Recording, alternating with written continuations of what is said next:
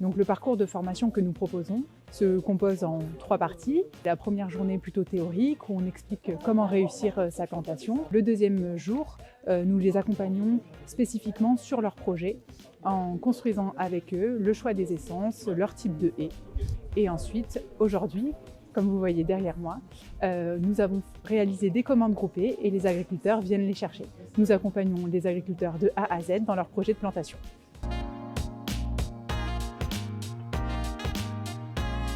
J'ai suivi la formation avec la Chambre d'agriculture il y a de ça quelques semaines. 2 jours de formation, donc je me suis dit que ça allait être un peu long. En fait, c'était hyper intéressant, vraiment passionnant, avec beaucoup d'apports sur tout ce qui était végétation, strates, utilité des différents types de haies. Bon, j'ai trouvé ça vraiment très chouette.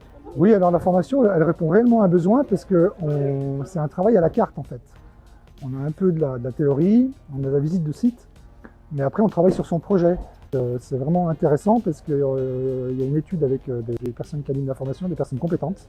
Cette formation a donné droit donc à une commande groupée qui nous a permis de nous équiper à la fois en plants, en protection des plants.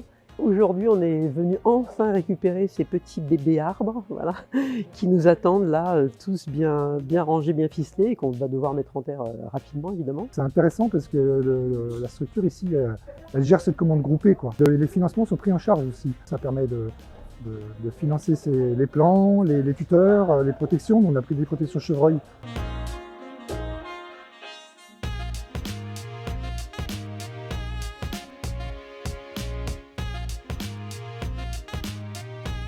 Cette formation existe depuis maintenant de nombreuses années, depuis 2015, avec l'idée sur 2 jours et demi de faire un transfert de compétences aux agriculteurs pour leur permettre d'acquérir les bases en termes de plantation de haies.